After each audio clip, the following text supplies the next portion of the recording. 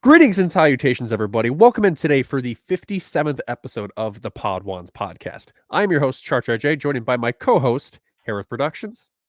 What's up, everyone? Hope everyone's having a great day so far. Luke will not be joining us today as he is in Philadelphia with a few other Star Wars content creators going to see Return of the Jedi live in concert with an orchestra. That's going to be fun for him. But we're going to be taking the reins of today's show. And today we're going to be talking about Season 7, Episodes 1, 2, 3, and 4. The first arc of Season 7, a.k.a. the Bad Batch arc. So we're going to be diving into that. Hope you guys have a fun time and get ready for the fun. You never would have made it as Obi-Wan's Padawan, but you might make it as mine. And we're back. All right, so now we will bring in our guests for today's show. So we have 3 guests, but I believe we have 2 at the moment, and we were still waiting for another guest. But right now we do have 2 guests, so let's bring them in. So our first guest is a returner to the Pod Ones podcast. He was first on our Clone Wars rewatch for episode 50, the Maul Ascension arc.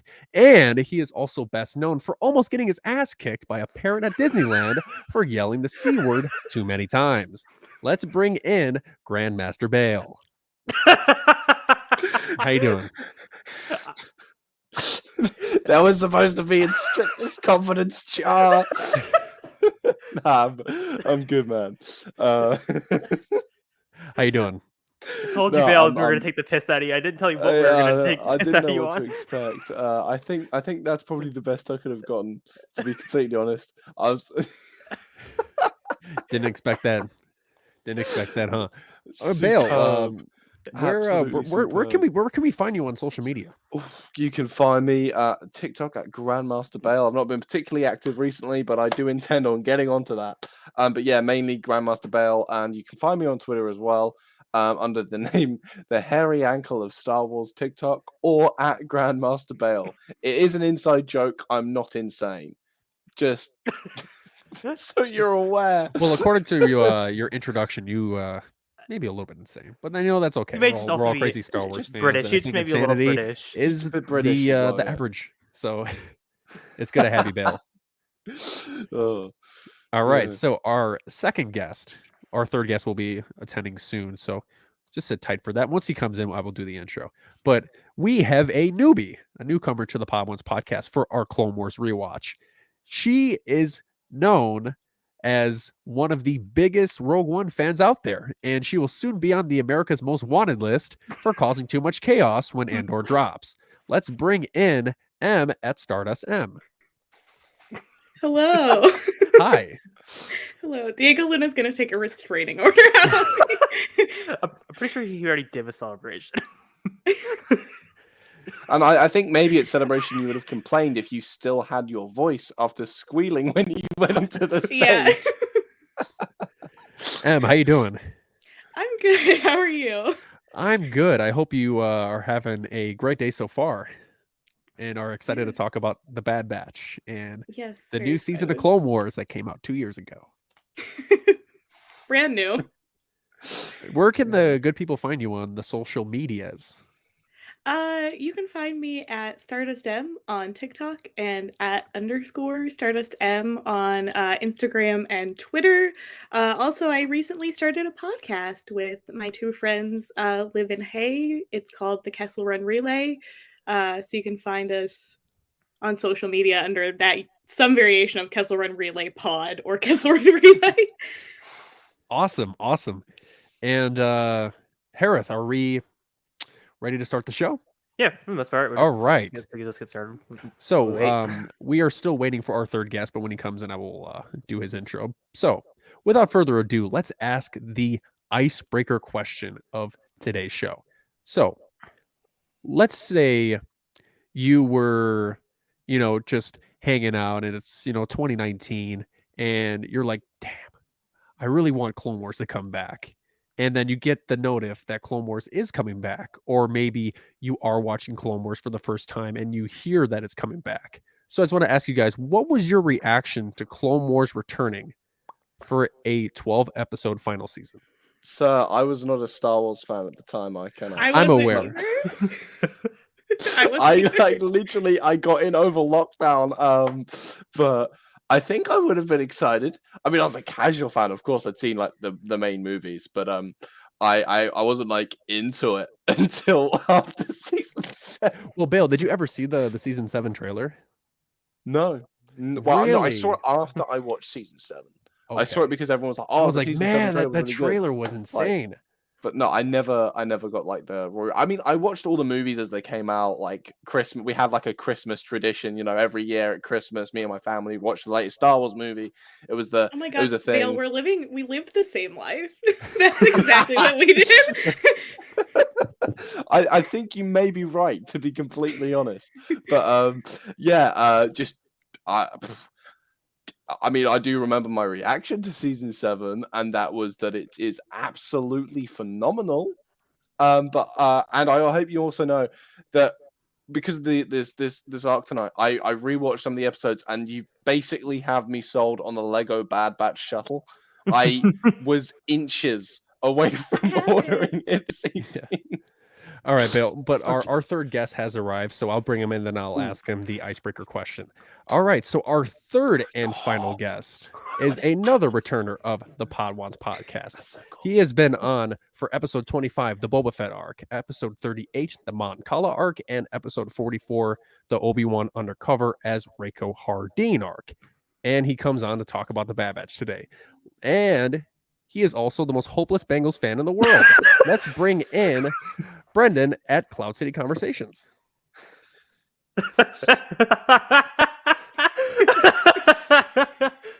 You're muted. You're still muted. I think he's trying to say screaming wow into your microphone, like he's just like trying to get his thought across.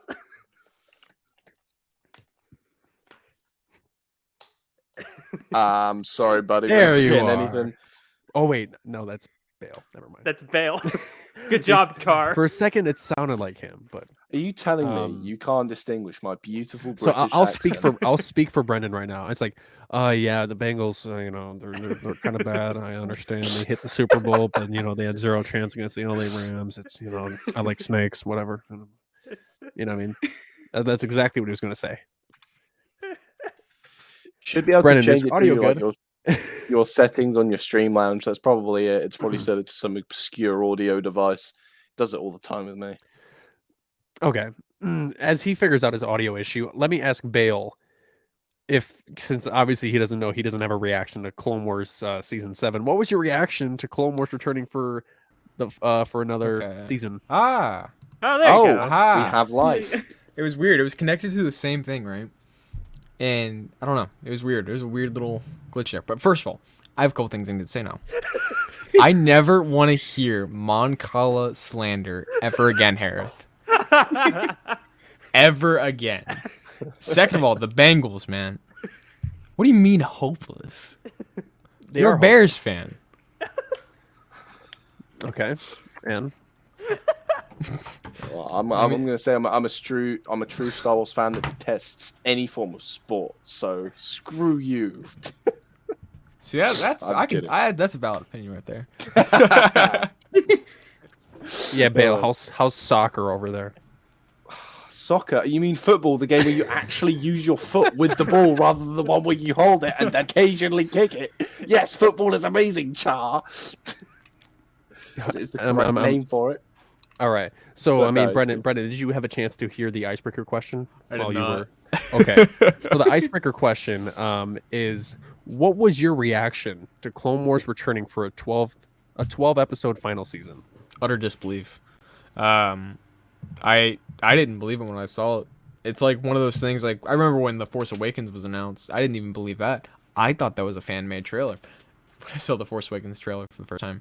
But it's one of those things where you want it so bad, and then once you finally get it, you just don't believe that you actually just got it. Mm-hmm. So I was really happy to have that announced. Yeah, it's like the Bengals hitting the Super Bowl and then losing. Fuck off. Yeah. Well, fuck on. How about that, huh?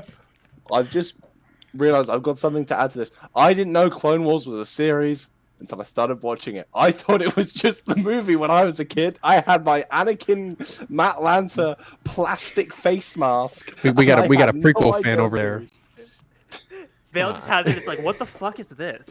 No, I thought it was just the movie. Hence why I was Who is woefully Captain disappointed Rex? as a child. My God. Oh. Well, I feel like Em will have a very similar answer to Bale since she is in the same realm as Bale. But hey, Em, what was your reaction to Clone Wars Season 7? I had no reaction. My sister was excited, very excited. She was a big Clone Wars fan. And when the season finale came out, after it was done, she came and she sat on my floor and she cried and explained the entire plot of the last episode to me. And I was like, who the fuck is Rex? Wow. I look great. So I had no reaction. I'm not Char. I am Jim Barbecue now. So Oh, no. I'm a menace. Okay, so with those thoughts out of the way, we only got 1/3 of the answers we were looking for. But hey, it is fine. Hey, Star Wars is for everybody. Doesn't matter when you start or how you start or where you start. It all depends on if you do and if you enjoy it. It's all that matters. And now we will dive in to the first episode of this arc. Hereth, would you like to take which episode would you like to take? I'll take the last 2 episodes. Okay, cool. I'm gonna pull up the plot summary so I can read it to you guys in my little voice called Gilbert Gottfried. Oh my God. Oh, I've please. been looking forward to this. Volume warning for the Save YouTube this users. for me. Spotify users, you're blessed with me suppressing do the this hell out of with the your audio headphones. so you don't You'll get be fine. destroyed by your eardrums. I look out for you. YouTube, I do not because I have no control. Okay, it's so hard to look this up because it's like I'm looking up the Bad Batch episode and then it just pulls up the Bad Batch. So It's typical. Also, viewers, enjoy these summaries while they last because you're only getting 3 There we more go. episodes of these. yeah, there's only how many arcs Oh, of this one? There's yeah. only 3 arcs total. Yeah, because you will get Yeah, there's Rebels 3 more four- arcs of Godfried and 4 then and then 1. You only get 10 more left. yeah, and then once we do Bad Batch, there will be 1 plot summary reading at the very first episode, and then it's out of Oh there. yeah, that'll be a mournful occasion. Are you doing Rebels then Bad Batch or Bad Batch then Rebels? Rebels and Bad Batch. We're doing Rebels, then Bad You guys Batch, should and then write after your own Rebels plot summaries.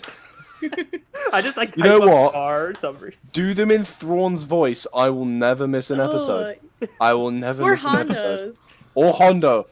Switch it Hondo is up. a- Depending on the character that is like most prevalent in the episode, try to do an impression. Maybe get Or some Jabba the Zep in Hutt. there. if you get what I mean. Hey. Sorry, bad joke.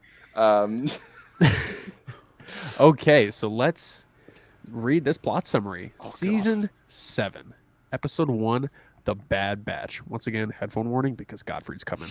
The battle for a Nexus! One of the Republic's largest shipyards is under attack from Admiral Trench's separatist forces. Jedi generals Mace Windu and Anakin Skywalker lead a 2-pronged assault on the ground and the air. But after weeks of heated battle and mounting losses, the Republic's grip on an axis begins to slip away. There we go. Oh, Jesus. That's never not Oh. going to be funny. I'm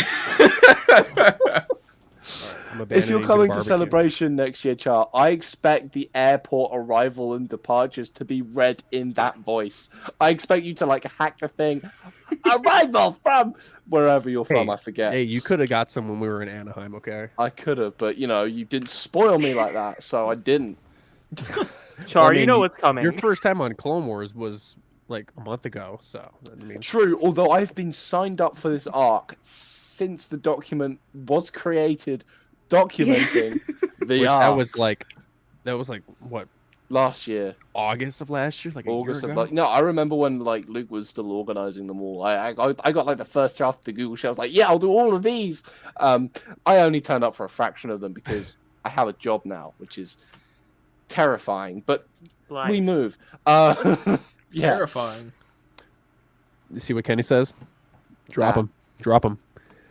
Oh, we. If so, you're essentially just slandering the British. We don't stand for that. Not So, at all. Hereth, you said you would take 2 and 4. You said yeah. Okay. Also, you know the rules. But what I did last time. Yeah. Okay. Sure, that was fucking dreadful. That was my ranking. There you go. So what is that? I don't know. 1 out of 5.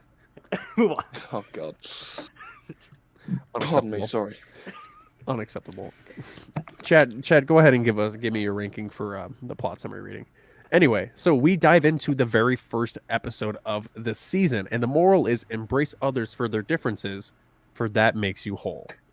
Which obviously is directly to the Bad Batch because of their differences and how the battle between the regs and the altered clones, it's coming together as a team is what matters the most.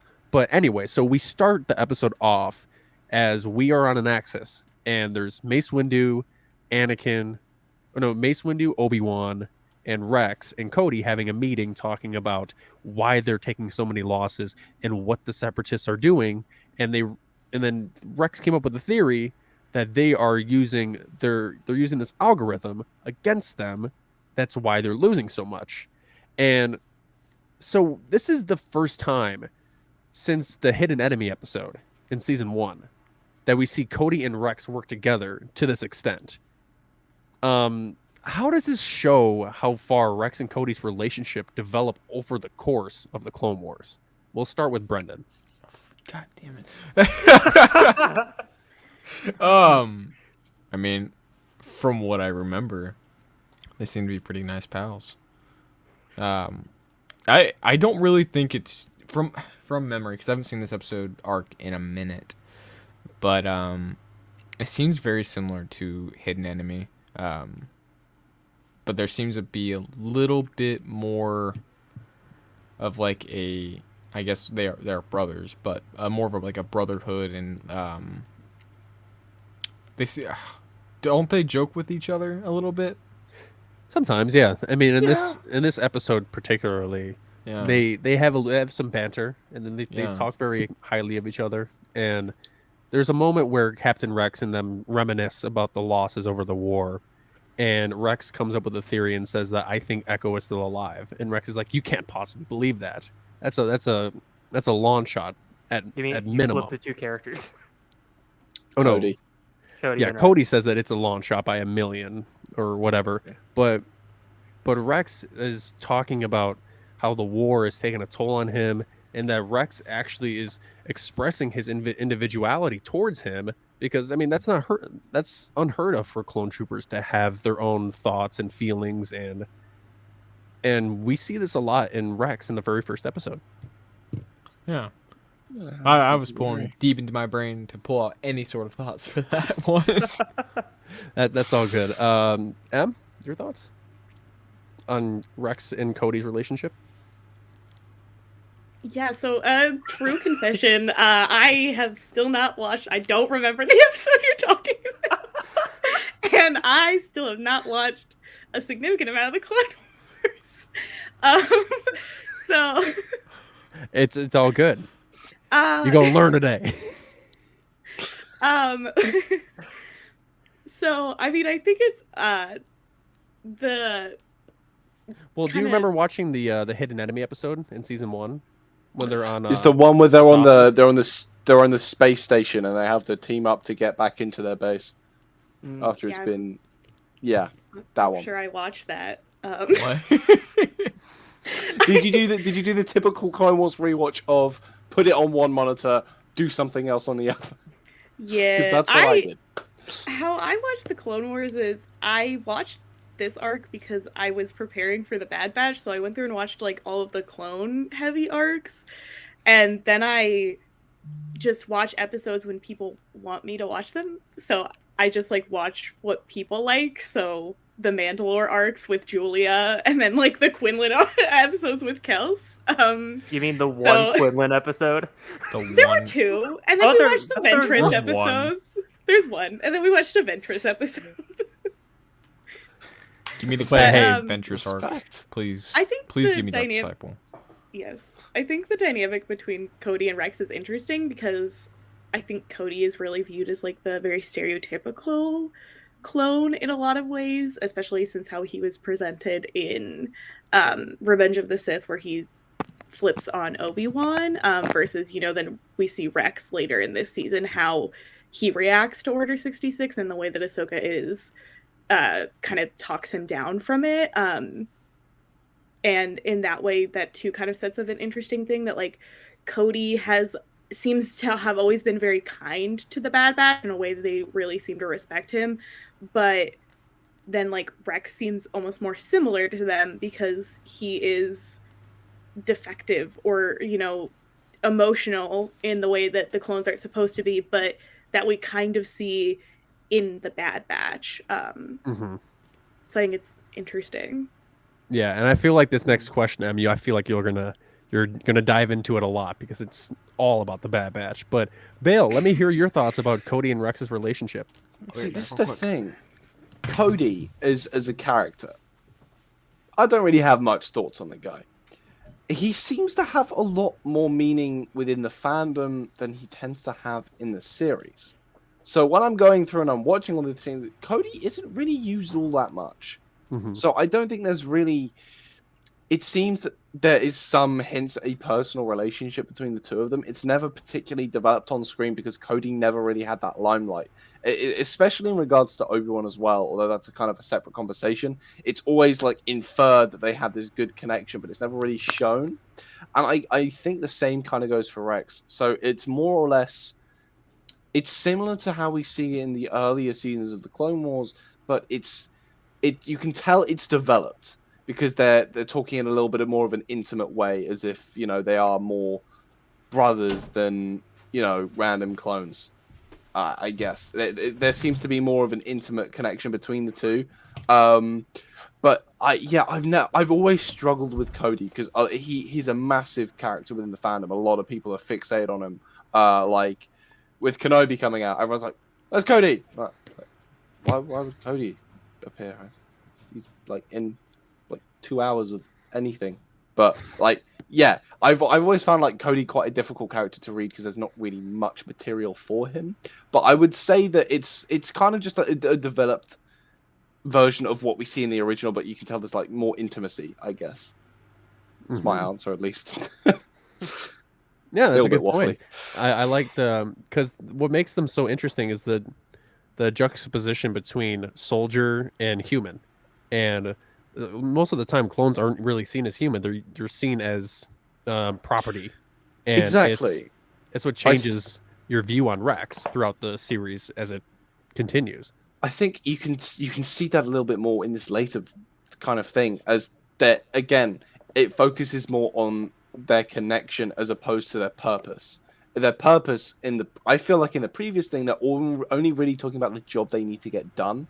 This one, they're talking about their personal losses, their personal relationship with their brothers. That's more. You can tell there is more there than there is when they're like, work stuff. Like, you kind of see what I mean. Like, there's a lot more of a connection, I think. Yeah, you guys all make great points, and so now from where this episode ends off, so we see that scene, and then we see that Rex needs a new group of clones or a new piece of the military to help him win the war and gain control of an axis. And Cody says, or Rex asks him, who's coming in? And Cody says, Clone Force 99. And then Rex goes, 99, I like it. And then comes in the whole Bad Batch, excluding Echo at this moment. So we have Wrecker, we have Crosshair, we have Hunter, and we have Tech. And this is the first time we see these guys. And they are interesting. Like, you have Tech, who is the genius. You have Crosshair, who is the sniper. You have Wrecker, who is the big, childish, strong guy. And then you have Hunter, who is essentially Rambo with heightened senses that could be... He's the leader of the group. And Say that 5 times fast. he has heightened senses in the... Yeah. So he is the leader of the group, and he's the one that does all the commands, and you see that he's a sergeant in the group, but they have a presence right when they exit the Havoc Marauder, and you see that with Crosshair, and Crosshair talks down the regs, and he's like, we don't usually work with regs. And he throws his toothpick, and he has a bit of an attitude, which, Crosshair is best known for that. But with the first season of The Bad Batch being finished almost a year ago, how does it feel to go back and revisit The Bad Batch's first appearance in Star Wars? Em, I'll start with you. Okay, I'll start with That's the Bale. chat You moment. will not start with her. Right. You will Oh. not. Okay, we'll start. We'll start with Bale. Yeah. I just need Sorry, to what was the move question? closer to my Wi-Fi. Okay. It's all good. Could you repeat the question, please, Char? Yeah, so with the first season of The Bad Batch being finished about a year ago from today, Yes. how does it feel to go back and revisit The Bad Batch's first appearance in Star Wars? That's a question and a half.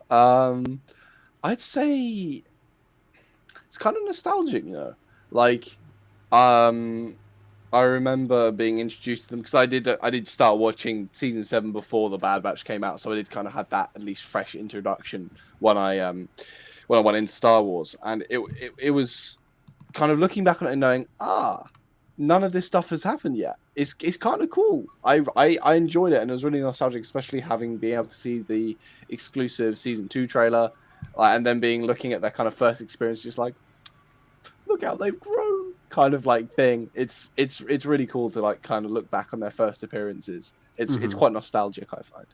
Yeah. Em, your thoughts? If you by chance heard the question, because I know there was a lot of connection issues for the past minute or so. Yeah, so it was really interesting going back because like I said, I watched like big chunks of the Clone Wars specifically so I could watch the Bad Batch and know who they were.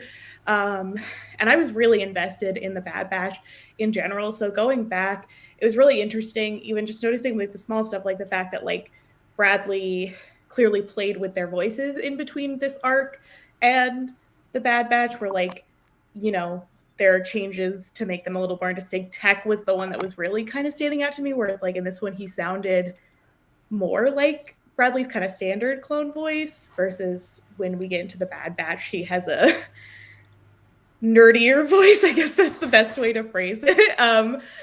But it's also really interesting kind of looking at the dynamics that were established, like the fact that, Wrecker clearly seems to have some sort of protectiveness over Crosshair in particular, which is interesting when you know about Crosshair leaving and kind of that comment in the finale he makes towards them, to the fact that Tech is the Bad Batch member who helps Echo when they're taking him out of like that chamber, and then Echo and Tech seem to be the closest when we like continue on, or like it's the member that Echo seems to be the closest with.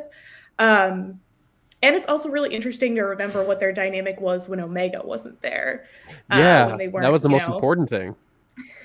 Yeah, when they're not worried about protecting a child, when she's not there to like push them in ways that make them like uncomfortable or make them do things maybe they don't necessarily want to do or plan on doing. And also to have Crosshair there and like really a part of the batch, as opposed to like, oh, we gotta go try to get Crosshair, like Crosshair is trying to chase us. Like, this really reminds you, I think, like why they do truly care so much about trying to get Crosshair back. It's because like he was really such a big part of their dynamic, and they did consistently like want to protect him. And I think that's easy to forget when you grow so used to seeing like Imperial Crosshair, who's just kind of an asshole.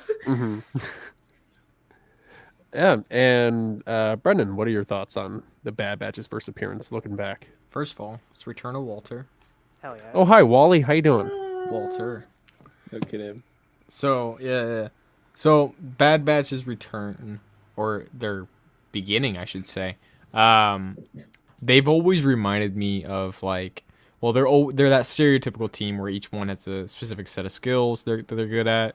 Like, I've kind of called them Star Wars' Teenage Mutant Ninja Turtles. I absolutely love seeing them back. I absolutely love seeing them back. And I love how it sets up the Bad Batch show. And yeah, I think you guys covered a lot of it. Like I love the dynamic between them before they got Omega and Echo, even though Echo's one of my favorite clones of all time. I remember watching these episodes when they were unfinished and Lucasfilm released them as like with just the scraps of what was going on with the poor animation and the voice acting. And I remember seeing Echo and finding out that one of my favorite characters as a child is actually alive. But yeah, I absolutely love the start of the Bad Batch. Glad we have them. Yeah, when Hereth and I were rewatching this, it felt so weird looking at them without Omega, without Echo at this point, and just having them just be soldiers that go on advanced missions because they are one of the best groups of clones ever created. And it's cool that they are not your typical clones, that they are advanced and they have enhanced abilities that make them stand out above the rest. And they see Regs as these regular soldiers that, can't do anything with them. But obviously that changes later on in this arc. But with that out of the way, that is it for the first episode of this arc. And now we move to Season 7, Episode 2, A Distant Echo. Once again, close your ears or mute your headset or lower it, whatever you got to do, because Godfrey's coming. Here, Walter, I'll cover your ears. Yeah, protect Walter at all costs, okay? Is he safe? Is he all right? Okay. Walter will be safe. Don't put him on your head. He'll cook you something. All right, let's I don't know. Let's try. read this plot summary. Ready? Conspiracy! After repeated setbacks on the planet Anaxis, an elite clone squad is deployed to investigate the Separatist tactical advantage. This special unit, called the Bad Batch, infiltrates Admiral Trench's cyber center to steal a strategic algorithm capable of predicting the Republic's every move. What our heroes find was a live signal coming from the ARC trooper known as Echo, a clone long believed to be dead. There you go. Clap. Thank you. Hey, no paparazzi, please, unless you're paying me. All right, everyone in the chat, go ahead and give us your ranking of that plot summary reading. And Outrageous. Hereth, go ahead and take the reins for episode 2, A Distant Echo. So again, it starts with after where everything picked up. Rex learns the information that it is in fact Echo with the CT-1409, and then going back to base. And what happens is it picks up with Hunter, Anakin, and Rex walking to the front, and then they're seeing the Republic's ships are starting to come in, and Anakin's like, "Hey Rex, we gotta do that thing, And Rex is like, "What thing?" And Anakin's like, "You gotta do the thing." And then Rex just goes obliquely along just with it, and he walks all the way to the thing, and Anakin walks into Rex's bear with Rex's helmet, and this is sadly the only and last time we're gonna see Padme in all of Clone Wars is in this arc. And fun fact, she is wearing her outfit from Revenge of the Sith from when she goes to meet Anakin on Mustafar. Hell. And it's just this very heartfelt goodbye to her character at this point in the Clone Wars. And it's very emotional seeing these two characters connect for one last time. And I always found it hilarious also as well that it's very obvious that she's pregnant in the scene, but Anakin just is so mellow focused on what's going on. He's can't oblivious. fucking clearly He's see oblivious. the big baby bump is on her. I'm like, Yeah. how the hell did he not notice And that? she's holding it too. She has her hand on it. Yeah. I'm like, my God. I Honorable thought you were sieges. just enjoying those Naboo burgers, love. The Naboo burgers. Anyway, the scene comes to an end. Obi-Wan shows up and tries to get into the room. Anakin flips Rex the helmet, and Anakin thinks he escapes nearly in time. And Obi-Wan's like, "At least tell me you said help, Padme." I said hello, and you get the confirmation that Obi-Wan finally knew. Which The cheek. again, I got to segue into the question here of, so this is fucking lost words. So again, this is the first time we've seen since the Clovis arc Obi-Wan teasing Anakin about I wouldn't say teasing, but confronting Anakin about his relationship with Padme. So I would say, what are you guys' just kind of thoughts on this Rare, because Clone Wars doesn't really do callbacks that often. Well, Rare callback well, to Clovis. firstly, Hereth, I have a question for you. Yes. How many times have you at least tell Thingy I said hello in regards to it? I think you've used it at least 4 to 5 times. Oh, I don't just do it with of Bale. I just also do it with within Luke and conver- Alanis. I do it You with do it everyone in Luke the and group. Alanis. Anyway, sorry, dumb question. My bit's over. It's just a fucking As easy you joke are, to ladies do and when you're leaving gentlemen. the call. You're like, wait, I gotta leave. I'm like, oh, he's texting Liv. Shush. All right, we'll start that question with M. It's fun. It's cute. My real true confession is I don't care about Anakin in this arc at all. I He could be replaced by any Excited for other. Anakin. He's just trying to do good things. He could be replaced by any other Jedi or another clone, and Well, it will not Not not Kiadi matter. Mundi. Not Kiadi Mundi though. Not Yeah, Kiadi no, Mundi. no. No. Thank you. Preferably like Kit Fisto, Mace Windu, Obi-Wan. Oh, But like it's cute, and I do like seeing Padme again, and I like seeing moments into Anakin and Padme's relationship where you're not like, oh, okay, George, you it's good, sure like, are it's right in like- that relationship. it's good when it's not rocky dialogue. He's choking her when it's actually everything's okay. There's no Yeah, it's like- physical it's- alterations. There's no mention of sand. There's no mention of anything like that. There's no uncomfortable mental abuse. I'm looking at you, Timothy Zahn. I beg Like, your it- pardon. Did you just slander Mr. Yes, I did. Zahn? Oh, you're in the naughty books, Hereth. You're in the naughty books. That makes a funny point about Rex trying to cover for Anakin. Well, I That was also good. like He got caught too. how they're like, he's like, okay, let's go find my friend who I long thought dead, who is quite literally being held captive by our enemy. And Anakin's like, okay, but I need to call my girlfriend first. Excuse you. Yeah, he's like, let's use that. But it's like Rex is like, we don't have time for that. And then Anakin's like, yes, we do. Yes.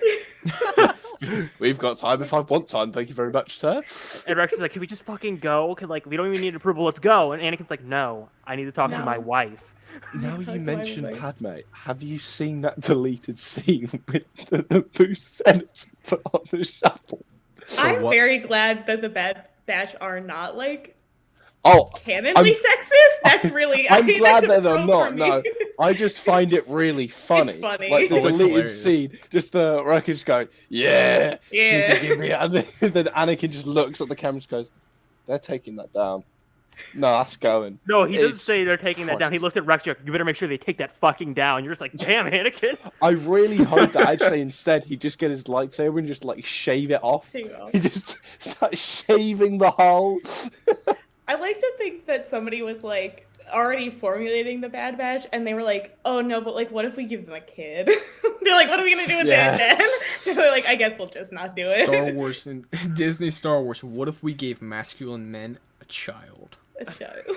I No, would say the end result was very good. and what we're saying. Yeah, it's Like like results go. The Yeah, like, reason imagine why giving they... a Mandalorian a child. Come on, unheard of. Absurd. Why would idea. they do that? Oh no. Imagine giving Cassian Andor and Jyn Erso. Oh wait. Oh no, you did not. Really bad They joke. did that. They did say, Saw Gerrera. He'd be great with an 8-year-old. Saw Gerrera? He's never appeared in any Dave Filoni Star Wars projects, has he? Saw Gerrera No. Jyn Erso prequel. There is one. 4 man and a men and a baby. baby. That does not Five- sound oh, like yeah, an appropriate title. Sorry. Okay, Bale. Really not an appropriate title. Okay, Bale. Shame. Shame. Sorry. Shame. Bad title. It was a bad title. All right. Well, let's go to Brendan for the next answer to the question about the Clovis arc. Okay, so the Clovis arc. We No, were the, running. no, Good callback. the callback to the Clovis arc. Oh, With Obi-Wan confronting So- Anakin.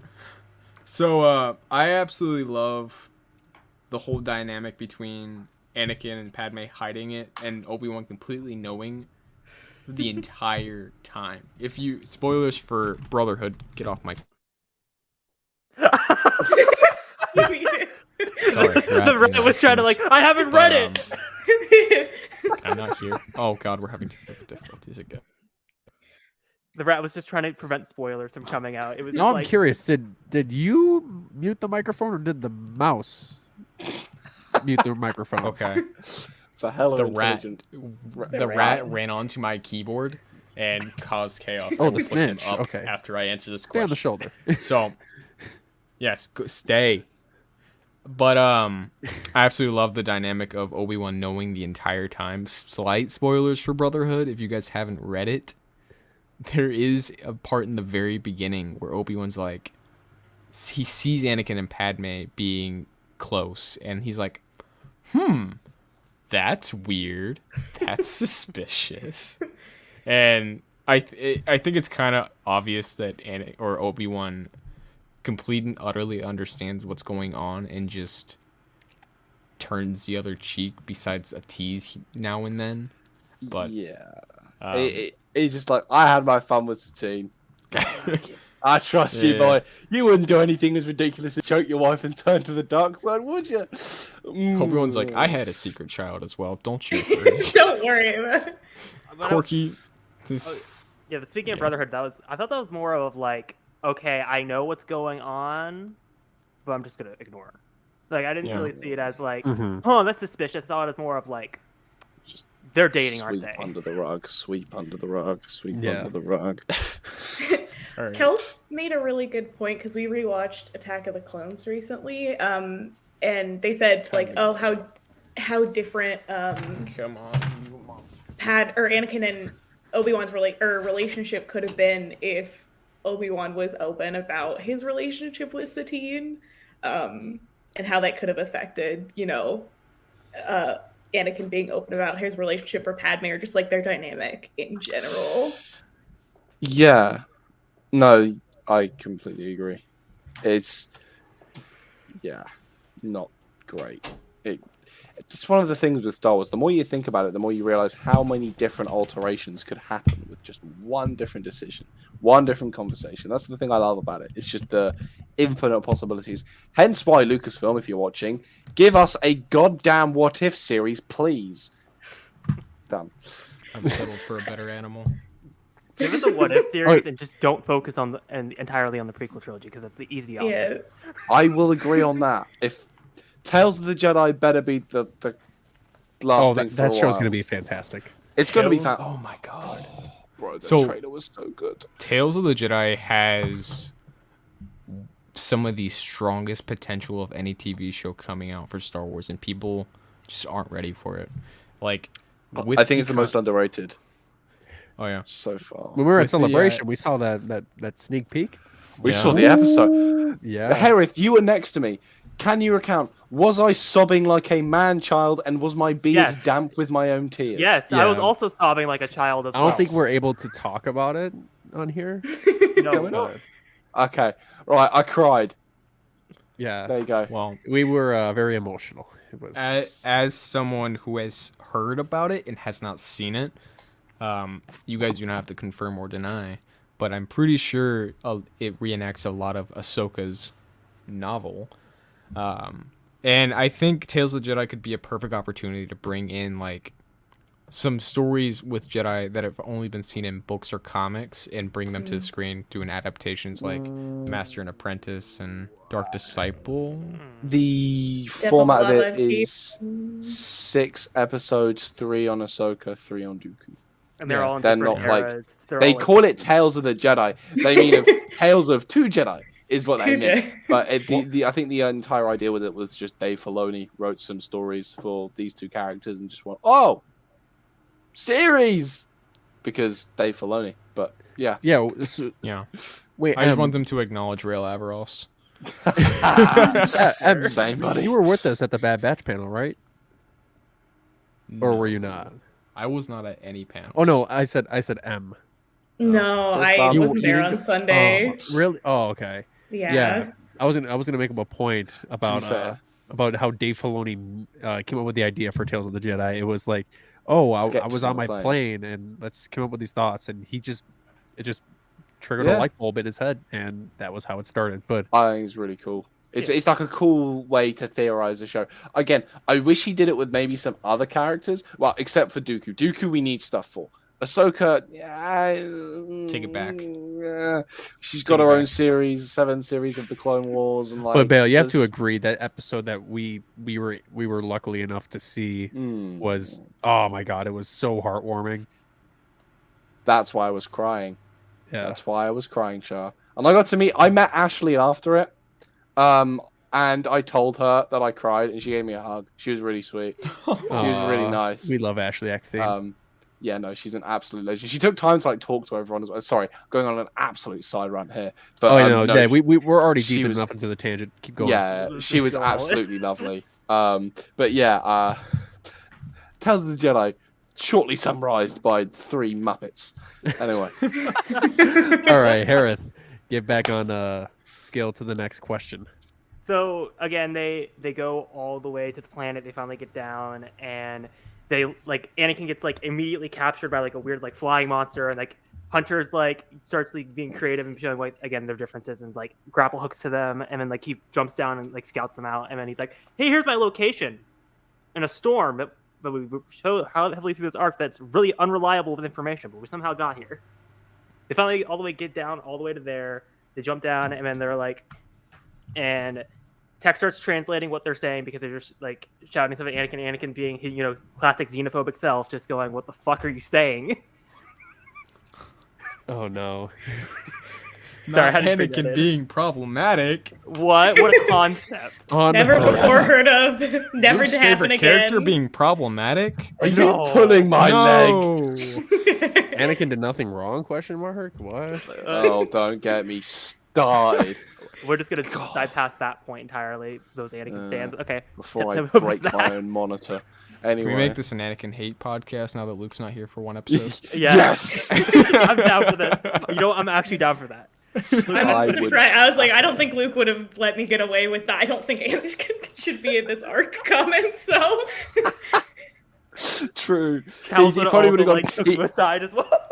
Guarantee, word for it, he would go, whoa, whoa, whoa, whoa, whoa, whoa, whoa, and then gone on a little Nebraskan detour. But, like, Yeah, it'd be like, whoa. Are you kidding me? That is not true No. at all. are you shitting me? I think would be the Go correct big one. red.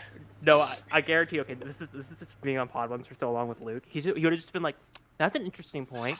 Anyways, Yeah, in a private thing. I guarantee if I said that to him, my God, I would essentially get a verbal beatdown. But anyway, enough slander of Lucas Sagan because he's a lovely man, and without this, we would not all be here. So you don't Yeah, have to Luke's ass and I because you know he's gonna go decided listening to this join the later. guy last September. this Yay, is about me. you, Char. stop making it about you. It was never about you. Well, actually, Char, I was the one that like kind of met Luke first, so I'm kidding. I don't know if I Well, was. I became friends with Luke. I was the person that had to throw all my bags the second I got into my hotel. Literally 4 seconds I got into my hotel room. They're like, "Oh, we're at downtown Disney." I was like, "Well, I guess I'm getting." All right. Back on target. Back on the subject. We'll talk about this later. Because I have So- some thoughts. Talk about them poll texts. Okay, so again, Anakin being xenophobic, Tech translates what he's saying, and then it goes back to like them basically being like, "We don't want the Republic here. We don't want the Separatists here. Get the fuck out." And again, like it just goes back to like this common theme of like neutrality in the Clone Wars. So how did the Poltykes, and then later on we even see in this episode the Techno Union, further Techno drive like the Union. theme of neutrality throughout this entire series? I'm gonna go with Brandon because I feel like you're the Clone Wars like expert here compared to these two. No, he's the Mon Cala. Excuse me. There we go. How dare He's the you, Naked sir? Kid Fisto expert. I'm just a really big Bad Batch fan. What was the question again, here? I'll read it again. Naked Kit Fisto. Mind blank. Wow. Thoughts Neutrality is empty. a common theme throughout the Clone Wars. How do the Poltykes and the Techno Union differ from the other neutral parties we see in the Clone Wars? God, So, I don't the- remember. like anything like about that. like the farmers on Felucia and people like that don't want to participate, If you but want at to the go same the time they Brotherhood, have to. if you want to go the Brotherhood example, They're like. the Trade Can I say- Federation. Can I say something? Yeah, you Go go for it, bro. So it's kind of like me going, okay, I am not a member of a political party, than me shelling out $100,000 a month to Boris Johnson. That's not how it works. That's not how neutrality works. They're not neutral. They say they're neutral because it gives them cool points, and it means they can't get invaded by the Republic. Really, what they're doing is they're just like, we're complete neutral. Oh, Count Dooku. Oh, yes, he's your battle droids. And then back to the thing of like, oh, sorry, Republic. I won't do anything there. We're neutral, mate. Bugger off. Jog on. But yeah, no, it's very cheeky. They're not exactly neutral. They're kind of just like putting the neutral badge on it, saying, "Yeah, we're definitely neutral." But if you go in the back, there's some really good separatist battle droids. But they're totally neutral battle droids. They're not like gonna invade the Republic systems or anything. But yeah, they're being cheeky gits essentially. That also, I mean, you talked about the Techno Union a little bit. What about? Do you have anything to say about the poll text of like them being like being invaded by the Republic and separatists? Oh yeah, no, that's I mean, the neutrality standpoint is incredibly interesting because there's obviously real life examples, but yeah, it's. I mean, to be fair, you can't blame them. If I was just, if the say the UK was completely separate from something else, and say America and Russia are at war, because let's be honest, they're not far off of it. But God damn it, Alaska. let's say for whatever reasons, Soviets were here. They were making some really good, I don't know, whatever Soviets make. And then all of a sudden, an American plane crashes in, and they're like, "Oh my God, we've got to do stuff and like mess everything up for you." I'd probably be like, "Oi, bugger off back to your country. I don't want anything to do with it." Like, you can understand. Well, yes, you can see both points of view. You can see they should be going with the Republic because they are actually trying to help them. It's like but they wouldn't need the help in the first place if they didn't come anywhere near them. Again, it's a very interesting moral dilemma, which usually has something to do with one group thinking they're better than the other. And I think that is really the case here. But yeah, it's a very interesting standpoint. Yeah. Em, do you have anything else to add on neutrality? Even though I know you haven't really watched that much of the Clone Wars. No, I mean, I always kind of think it's an interesting comparison to like neutrality in the Clone Wars versus neutrality, say, in like the age of the Republic or Empire, where like, the reasons people do it are similar, but when you're neutral against the Empire, it's somewhat of an implicit the word escaping me, but basically by not fighting them, you are supporting them, which I guess in the Clone Wars it could be kind of similar, but in a lot of ways it's the same reasoning. People want to take the easy way. They don't want to be involved in a conflict that could damage their planet, that could potentially lead to the death and destruction of them and the people they love. Yeah. Could I piggyback something onto that as well? Yeah. So this is I forget the book. I believe it is Queen's Peril. I'm thinking of. There's that, and there's the problem that will the Republic actually help them when they destroy their world? No. No. It's like saying, would America go to the Middle East if there wasn't oil there? Probably not. Like, it's, they only really... The Republic itself is a very flawed system, and they're very selfish. So they go, yeah, no, we're here to help you, in order for them to remove their enemy. But I've got a feeling that as soon as they were done, if they didn't have, like, a special hand... So I think, if they had someone like Padme or maybe Anakin involved, they might try and appeal it in the Senate or try and get something done. But I think 9 times out of 10, they would just go into their planet, completely destroy it, and then just say, get in the waiting list. You got about 200 years, mate, and then you'll get your rations. There, 200 years plus trillions of systems to go. I mean, there's a reason that George Lucas drew on the Vietnam War for a lot of the, original and prequel trilogy. The Mujahideen were the good, or not the Mujahideen. The Viet Cong were the good guys in Star Wars, apparently. but You could like, argue you know, they like, might have been the good guys in real life, but but like, we'll come into your country maybe with no clear plan, destroy it, and then when, you know, we have a ton of immigrants being like, hey, you destroyed my country, can I come in here? They're like, no, you can't. The American way. I'm kidding. destroy your country and then leave it. Yeah, American. Yeah. I'm here for the American slander. I'm here for it. Yeah. As an American, Mate. I'm here for it. Yeah. Usually when I'm with the American lot, I'm getting my country slandered, so I'm all for it. We would say that slander Bale for rebels when we talk about the Empire. That your time is safe for now. I don't quite know what you're talking about, Harry. We're Any almost period at before the the Bale, Imperial 1900s Bale, I did know a not little bit exist. about your current prime minister candidates. Don't get too comfortable there. So to put in my 2 cents on the question, I think the neutrality is interesting because obviously it's not just a techno union. It's also, like you said, Hereth, it's the Trade Federation and the Banking Clan, all these different organizations that are associated with both the Republic and the Separatists. It all goes back to capitalism. Capitalism in Star Wars. And these corporations are making money off of both factions. They're citing the Separatists because the Separatists are going to give them more. They're offering more freedom in the galaxy to basically be a free market capitalistic system and without the tax to the Republic, and that's bad. That is really bad. But yeah, those kind of groups, they're just profiting off of both sides, and yeah, it's very bad. Broken system. Yeah, essentially. So again, moving a little bit along, we finally get getting the signal back, and you get this very like emotional scene with Rex and Anakin as he gets the signal back of like Anakin being like, "Hey Rex, there's a possibility that Echo is dead. You got to just kind of accept that it's happening." And you get this like a very emotional speech of like Rex being like, "I rarely get to save my like brothers in battle. Like I usually have to deal with them dying. So like just let me have this one moment." Which again, it kind of just shows like how different Anakin is from the rest of them. And then you finally get up. You get the funny like montage of like the Bad Batch being terrible at stealth and just going in guns blazing and just killing everyone in their sight.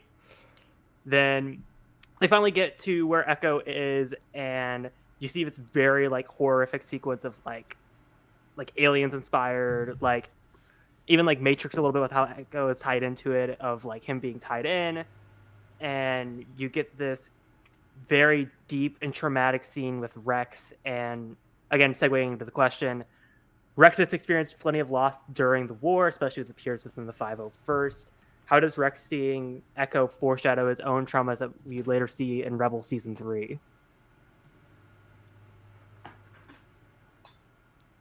Nose go. Ooh. You really did do nose goes on here? I did. Wow. Brendan's like, Bale. I do not want to get cold call. This is Bale. not high school. Bale, go ahead. Can you repeat the question again? Just Oh my a lot of God. information rattling in this little tin can I call a brain. Okay. So I think I got the rough idea, but I want to make sure that I've got the grip of it before I give my answer. Okay. Rex has experienced plenty of losses during the war, especially peers within the 501st. How does Rex seeing Echo foreshadow its own trauma that we later see in Rebel Season 3? Yeah, no, it's definitely a loaded question. That's certainly interesting. I mean,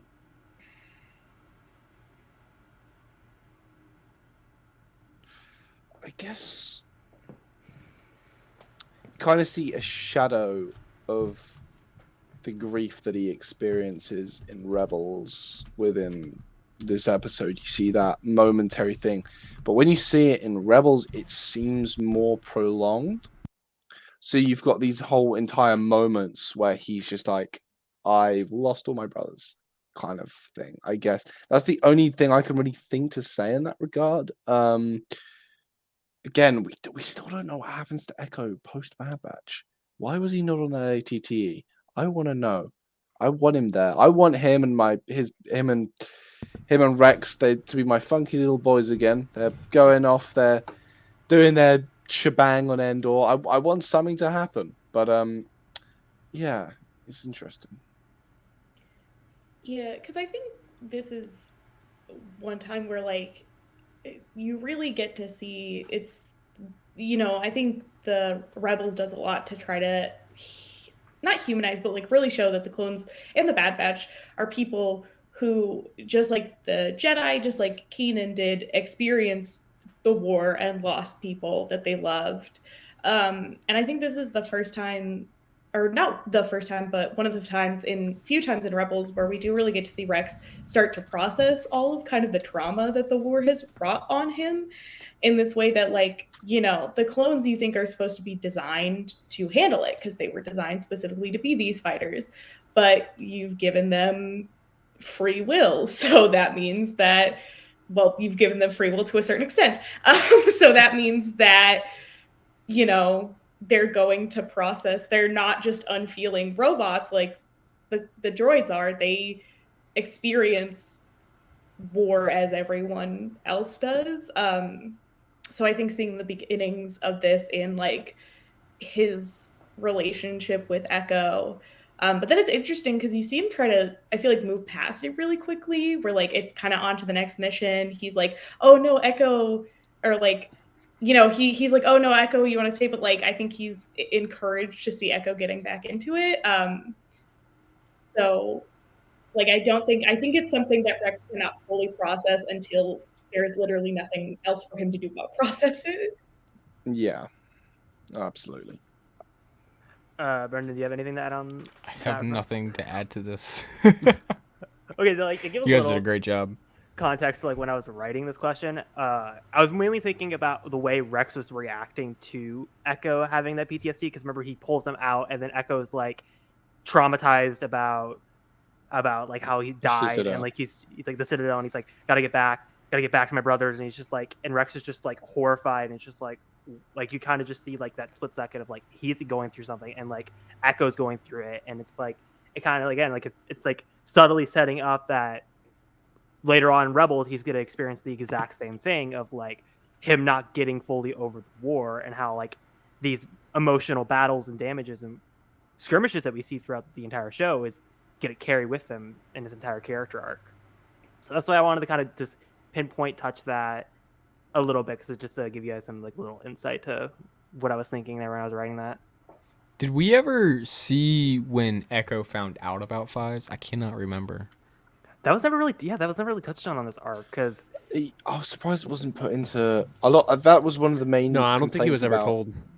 Yeah, it was Wasn't in one the of the Bad Batch either. main complaints that people had about Bad Batch when it came out. They're like, there was no Dark Echo story where he was going through trauma. So I don't think it was ever really directly addressed. I figured he knew, because when I can't remember how when he came to find the Bad Batch in Bad Batch, and he was mentioning the chips. I would think he would mention Fives, but I can't. He remember. wouldn't. He probably would have said at some point to Rex, "Where's Fives?" or something along those lines. Given that when he woke up, he was reliving his quote unquote final moments. So I imagine it would have been addressed. I think it was just done off screen. But yeah, no, I definitely wasn't done in Bad Batch, because one of like the big complaints I was hearing was, "Wow, no Echo content." So yeah, I don't think it was addressed. yeah, because off the top of my head with Fives, is the only time Fives is ever mentioned in this arc is when Rex is looking at the picture and you could see Fives in the corner. You can see Fives in it, yeah. Man, it's a goddamn shame. Fives is one of the best characters of the Clone Wars. You can't change my mind. It's a very, very well written arc, to be fair. Yeah, and it's kind of strange in a show both in the Clone Wars and the Bad Batch that is such an emphasis on brotherhood and like trying to get your brothers back or protecting your brothers, how that wouldn't be something that is brought up, especially given that like essentially Echo lost Fives while he was not, there to know, and then is now then kind of like losing Crosshair. Oh God, actually, that's a parallel. I didn't think of that. Hey, it's not as bad as probably when Kix woke up. Ooh, Oh. that must have hurt the Ouch. worst. Why'd you gotta say that? Oh, I'm just gonna end this episode on what not fun. like episode leave the next question to Char because that was Gonna feign deafness to that. that was a gut punch and a half. Dooku was like, "Oh, you know about Order 66 in the Hipper ship? Take him out immediately." Put him in a carbon freezing chamber or frozen whatever. Oh, that guy! I remember the one. And Took me a minute. Bale was like getting emotional, not even Plug realizing in. what we were referencing. Well, no, I think I had a rough idea, but I forgot Kix was the one that went into like the cryo tube and then was like realized and Woke up during the sequel long ass trilogy. story. You know, what'd be really Yeah. cool if we got an animated show about like after the sequels about like Rey, Poe, and Finn to continue their stories, and Kix showed up in that. Yes, yes. Lucasfilm better be watching this. That's all I'm gonna say. Take some Just an idea notes. factory. Gaming with Nathan. Notes. Hello. How you doing? Bonjour. Hello. All right, and that ends the second episode of this arc. We will dive into the third episode. We are 3/4 of the way there. Episode 3 of season 7, On the Wings of Kiradax, and the plot summary. Gaming with Nathan. I don't know if you are new here, but headphone warning: my plot summary readings for these Clone Wars episodes get very loud because I do a good Gilbert lord. Gottfried impression. So brace yourself. All right, I'm here for this, and I gotta head out. 3. Oh, yeah, we'll say farewell. Brendan, where can the good people follow you on social media before you dip? You guys can find me on Instagram at Cloud City Pod. I do the podcast Cloud City Conversations, where I interview wonderful people like Char and Luke and Hereth. I have to bring Hereth on at some point. And I've talked to people like Chris Bartlett and other Star Wars content creators. You guys can find it on YouTube, Spotify, Apple Podcasts, and look out in the future when I do other kinds of content like gaming stuff. Char was there for the experiment that is not going to get released, where we played Among Us for charity, and we raised around $80 to go to charities of their choices. So look out for that kind of content. Yeah, subscribe to the YouTube channels. Go leave him a sub. Cloud City Conversations. There is an episode where Luke and I are on there, and we do have a very good conversation. So if you want to go watch that, it is in his YouTube channel. All right, Brendan. Yeah. We'll see you later. I'm here for the Godfrey, and then I'm leaving. Oh, He has- that's he has special, his huh? You should tell priorities- Hereth that because He's getting his money's worth, right? He has Right? it He gets what he's prioritized You know, wrong. you know what, because- Brendan? You should tell Hereth to be more grateful about Godfrey because Yeah. you are, but obviously he wants to rank him really low. Okay, season 7, episode 3, On the Wings of Kiradax. Trapped on an unsanctioned mission to rescue ARC Trooper Echo, General Skywalker, Captain Rex, and the Bad Batch travel to Skinko Minor, headquarters of the Techno Union. After a harrowing encounter with the natives, our heroes infiltrate the city of Perkle, only to find themselves surrounded by Watambor's forces. Oh, cool. Here we go. All right, I was really everyone in loud. the I'm sorry, chat. Hopefully, you headphone still people. have ears, but I just Yeah, love you're how we welcome. make these jokes. Like obviously it's more for the YouTube people. Like, oh my god, headphone warning. But like, I just imagine the Spotify listeners are just like, what the fuck are you talking about? Because I think I graciously brace your ears. all right, everyone in the chat, go ahead and give that your ranking. Brendan, I know that you have to leave, so I will wish you farewell. Yeah. And hope Thank you have a very much. great remainder of your night. You guys, Indeed. thank you. Have a good night, guys. See Thank ya. you for joining. All right, so now it's just you two again from the start. Cool Back to kids. square one. All right. So we dive into the third episode, and the moral is survival is one step on the path to living. And we see that Echo is Echo escapes, of course. Rex infiltrates their headquarters, and he gets AKA the Techno Union's property, which is Echo. And Echo, after his escape, he became a very big help to the group. And he's the main reason why they even make it out of there. And they are successful with their mission because of what he knows with the Techno Union, all of their strategies, and everything that is involved. And once he escapes, Watambor is very, very angry because he said, I've spent years on this research Go find my property. And You gotta and- add that bit at least. so, Wheel. but anyway, speaking of Watson Bohr, he claims Echo to be his experiment, while Rex claims them as his own people. Like Rex sees Echo as his own person.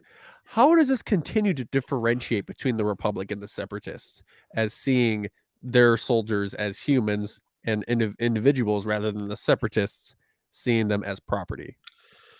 Well, I imagine it's just like, I guess the Separatists have their droids, so they just see, oh, well, they're manufactured as well. It's the same thing. They're owned by the Kaminoans and they're loaned to the Republic. It's like, no, that's not how sentient life works. But I imagine it's something across those lines. Oh, it's the bestie. Oh, good lord. Hello, Alanis Alanis. Bumgarner, what are you doing here? You should be hanging out with your friends. Oh my There you go. God. That Wow. took every ounce of willpower in my awful vocal cords. Bestie, I'm Oh, so sorry I led oh. you astray on that callus thing. You literally led her into a pit. And my bestie, see, I'm sorry, Alex. I really Bale. thought we had him this time. Bale, that took so much out of your vocal cords. How do you think I feel after every Godfrey Oh, mate. reading? I mean, if you had to do all the Godfrey fightings like this, you'd probably be in a lot more pain. Get out of here. All right. Yeah, very Alanis painful. is in Philadelphia with our other third of our hosts, Luke Mm-hmm. Hagen, and they are having a good time. They're all hanging out and chilling. And I Alanis. hope Luke has gotten his Philly cheesesteak, because I know that he doesn't shut the hell up about that. So I hope he's got Alanis, it. As he mate. usually does. Make sure to say hello to Luke with my usual nickname for him. I don't think it should be displayed on the podcast because it is interesting. It's very interesting. It's very Is it vulgar? huh? Is it vulgar? Is it very bad? It You're gonna We'll go with make yeah. her not this- We'll go with yeah. vulgar. No, it's just like it's Is it madly inappropriate? We'll just go with that. It's all kind of right? inappropriate, yeah. Just a Even bit. though we, I'll tell Okay. you after we've ended the We live don't- stream. Yeah, I like, was gonna say we after the really show, don't tell me fucking what your care. nickname is, because I'm kind of concerned for you and your. Oh, I would be concerned for me too, mate. Okay, all right. So, yeah. So Oh, there he is. Oh, for God's sake! Here There's he the Oh. is. Eggman. Look what the cat Oh my- dragged in. exactly right there. Wait, where's the comment? Where's the comment earlier? He probably scrolled up, saw it, and then scrolled all the way down. He probably did. No, look, we Wait. were very complimentary in the end, though. Where we love is you it? really, Where's the mate. comment? Where is it? Oh yeah, right here. Ven is a longtime viewer of the show, and he knows what goes on here, especially Luke, Yeah. because Luke is always the one that's easily to read. He knows Luke is very 1, 2, 3. There you go.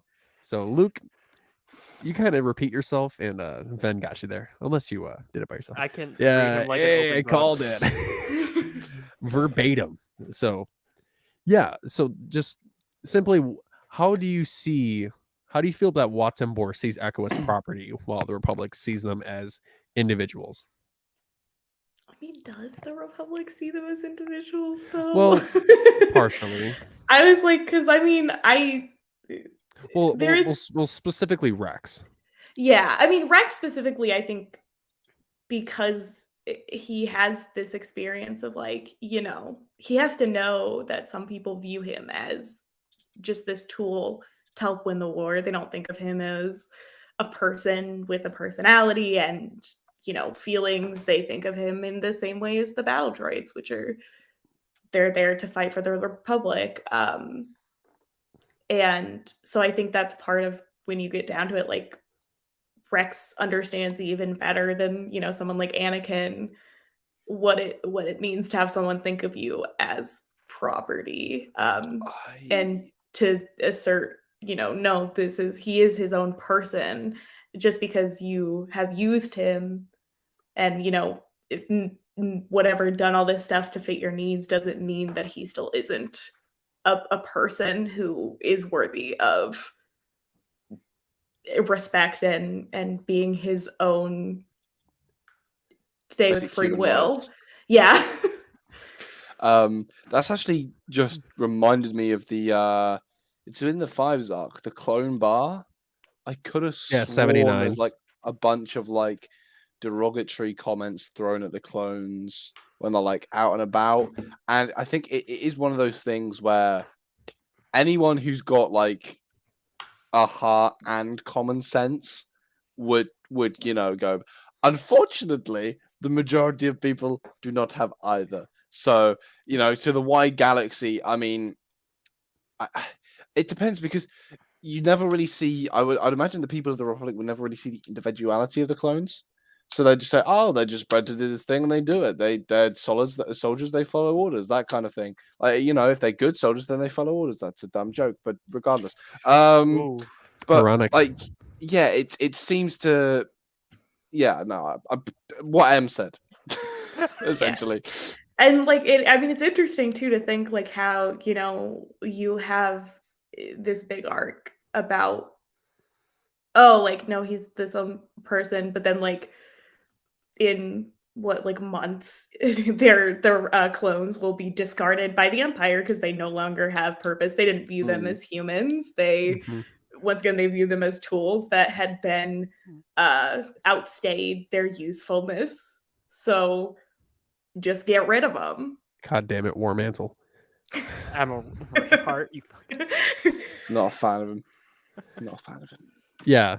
So Get rid of after my that boss. happens, after Echo escapes, they go on this giant pole to escape because Echo says, because he has a whole readout in his head of the facility, and he says there's only one way, and you're not gonna like it, but you gotta go on this pole that stretches out all the way across. There's nothing to catch you on the bottom, and obviously, Wrecker with his little fear of love heights is him. like, I don't like heights. And I love him. and they get trapped and they get cornered, and there's George shooting them from each different side. They see him come from the side that they're going to. Hunter says, go back, and then they're getting trapped in the middle, and then little did they know, and then wait, I'm forgetting who fell off first, and then Wasn't it Do you Tech remember- and Echo jumped off, or it was Tech and they Hunter jumped they off first? fell off. No, they were falling. Remember, they were hanging, and then Oh yeah, you're right. Yeah. the Kiridax called them, which is in essence the name of the title of this episode, On the Wings of Kiridax. They escape. They go back to the native village, where they reunite with the Poltex, the natives, and obviously they are aware that they are the droids are going to follow them, and this is where things get interesting, and that is the end of episode 3 of this arc. And now we dive into episode 4, the final episode of the Bad Batch arc. Are the Bad which- Batch prominent as much in this one? They are. Are they They still are. prominent? I can't remember this episode as well. This is the one where Crosser throws the things on the wall. Oh, yeah. Yeah. Wait, I think that might be the one, or that might be Yeah, episode 4. the last one is the he does the wall shot, That's the and big- the Tech big has episode. quite a bit of banter with Echo. Like this really sets Yeah. up their dynamic. Yeah. Because All right. Episode Season 3 7, episode 4, Oh, good lord. the last episode, aka Unfinished Business. Headphone warning. Reunited with the help of the Bad Batch, Captain Rex rescues his old friend ARC Trooper Echo from the Techno Union. The Separatists' loss of Echo's strategic algorithm provides a chance for the Republic to turn the tide in the Battle of Anaxis. Char, my darling, you get another 10 out of 10. Thank you. Hereth is probably not going to give me that, but hey, not. I appreciate that. Everyone in the chat, go ahead and give your rankings, and let's dive into the episode. Hereth, take the reins. Again, they finally arrive back to the base. Just like the beginning of the first episode, it's a meeting between Obi-Wan, Mace Windu, Anakin, Rex, Cody, Evan. Echo tries to butt in, and Echo is like, again, this is going back to episode 2. Echo is dealing with his own trauma, and so is Rex. And Echo is like, I want to come in. And Rex calls him a liability, again, segue into the question. This is one of the few times in Clone Wars we have seen Rex can get over his personal attachments as going to far as calling Echo a liability. How does this in turn contrast with Rex against the Jedi Order and how he's serving his own brothers? Again, how the Jedi refuse to do that with attachments. Eeny, meeny, miny, mo. I need a spiked baseball bat. Eeny, meeny. Wrong miny, franchise charge. I beg your pardon. I was like, when did Steve Harrington do that? I was like, when no. did... I Oh, forgot Walking it was Dead. Say Walking Dead, Walking yeah. Dead, yeah. I don't like Walking Dead. Steve Harrington only. that Thank you is very much. true. Steve Harrington did have a spiked baseball bat in Stranger Things season 4, but better so- spiked baseball bat. I've seen both of them compared. That one just had nails in it. Oh no, Yeah. no, Steve's one had nails in it. I prefer Steve's one. That's what I meant to say, not the. I don't know the difference between either of them. I'm trying to make a dumb comment, and it's really not worked. the tangents we've came on. Wow. Welcome to Pod Ones, words are fucking hard. Yeah, But yeah, telling me. who wants to go first? Talking about how Rex feels like Echo is a liability in the battlefield. Yeah, I mean, it's interesting because you understand where he's coming from. Like, he did just come out of like this cryo chamber thing. Like, Yeah. he's clearly not fully recovered. But Yeah, it's interesting, like, yeah, how it feels like that is kind of a Jedi thing to be able to assess. Like, you're just, liability, can't have this attachment to you personally, but it's also like comes out of, I think, care of like, I just don't want to see you be hurt again or put in a situation where like you could potentially be captured, especially since they are specifically the one that they're after.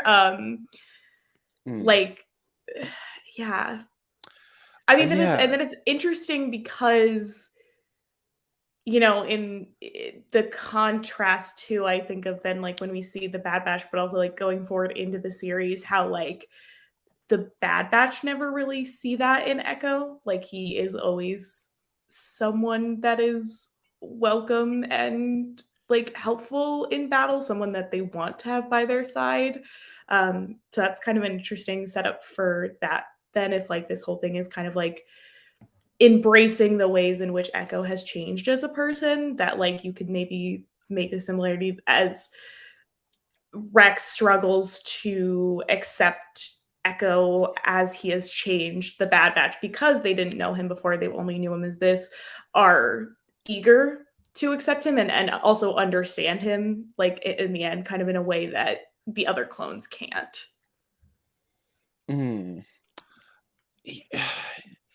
I think it's really just Rex coming to realize that the person he's found is not the person he lost.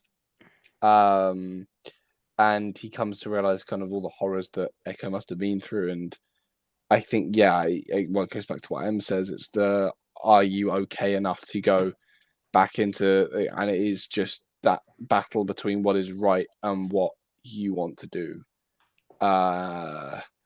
It's an interesting conflict that it's kind of one of the few we kind of see in the Clone Wars with this specific kind of situation, but it's very interesting to see because obviously as a viewer you're just like, well, just trust Echo, he's cool, he's fine.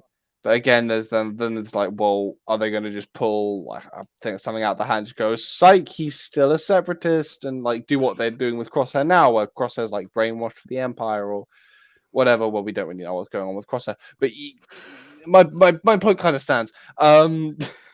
Like the kind of uncertainty of where he is, what's going on, and it's a really interesting dilemma to see portrayed on screen. Yeah, and Kenny in the chat, Darkman86 brings up a very good point. He learned how because he's not a droid. He learned to put the needs of the mission in front of needs of his brothers.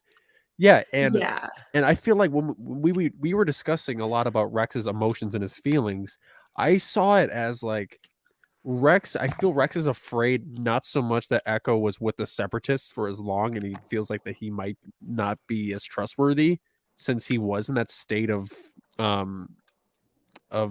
torture and torment and confusion, but also the fact that maybe he doesn't want to lose Echo again.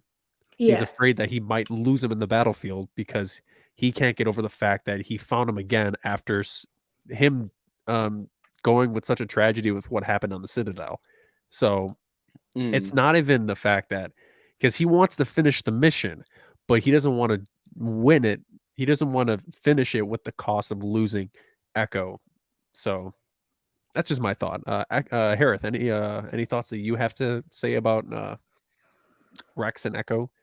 Well, I wanted to touch on what Bale was bringing up because, like, I found it very interesting because I remember the conversation around this episode before it came out was what Tech was saying about Echo, about how, oh, is he really with them? Is he an agent? Is he still with the Separatists? I remember like that was so, because when this was released, it was all released week to week like Bad Batch, and everyone was like, wait, is Echo really loyal to the Republic? And like I remember that being the conversation.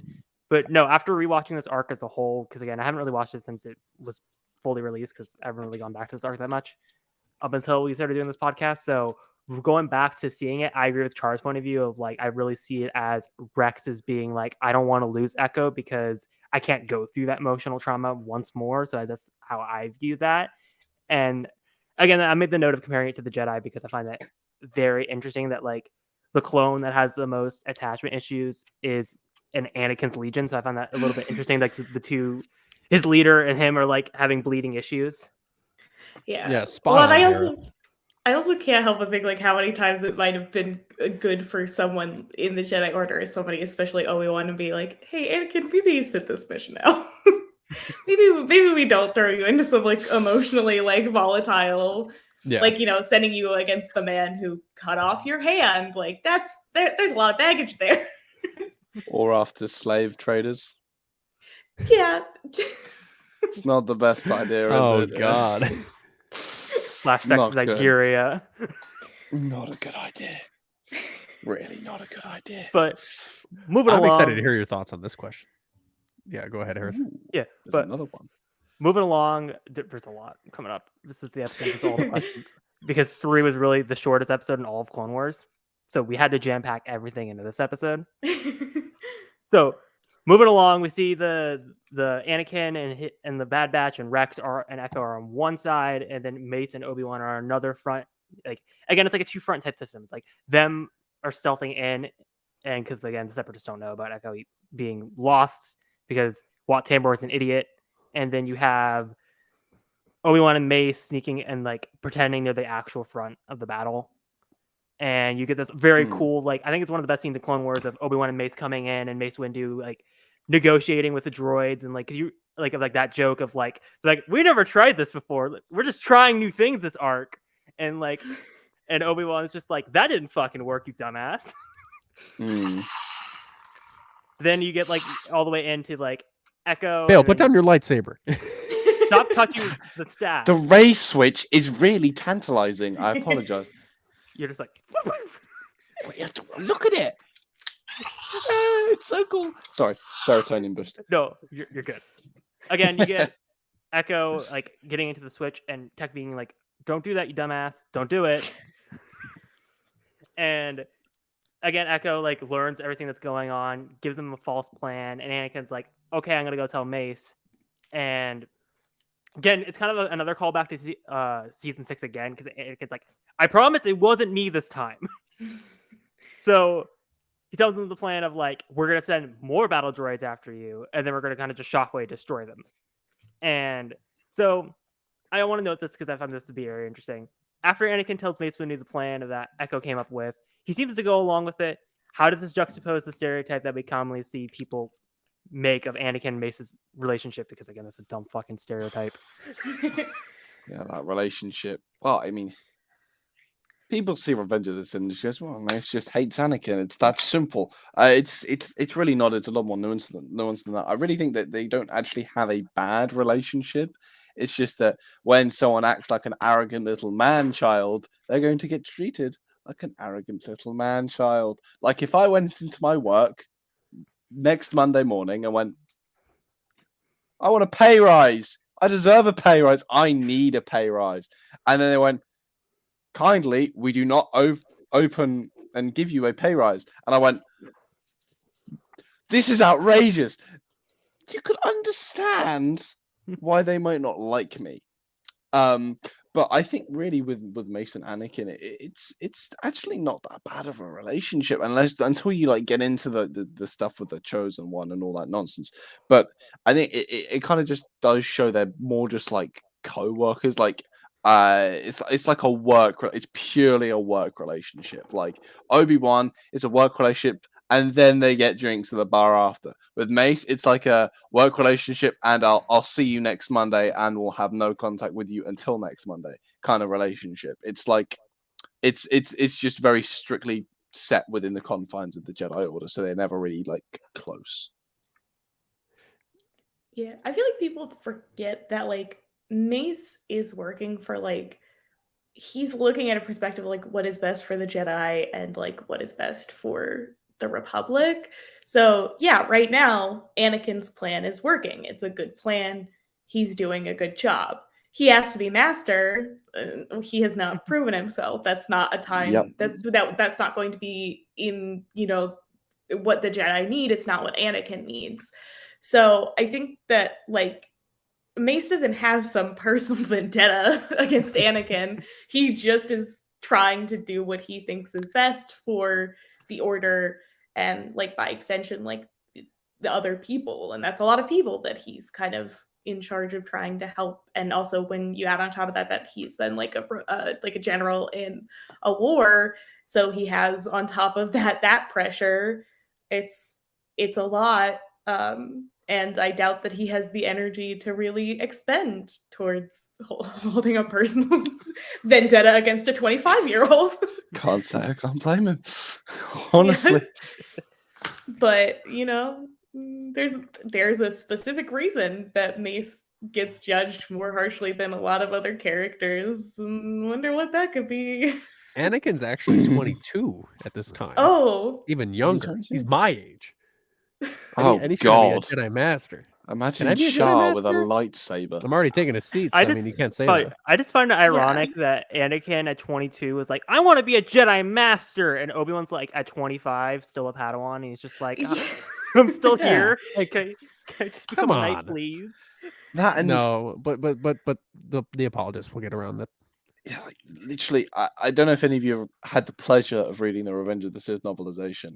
Anyone that knows me is that I'm a Revenge of the Sith cretin. I love that film. I know it's a very basic thing, and a lot of people, they're like, yeah, normal. Shut up. I like the film. That's my point, all right? I like all of them.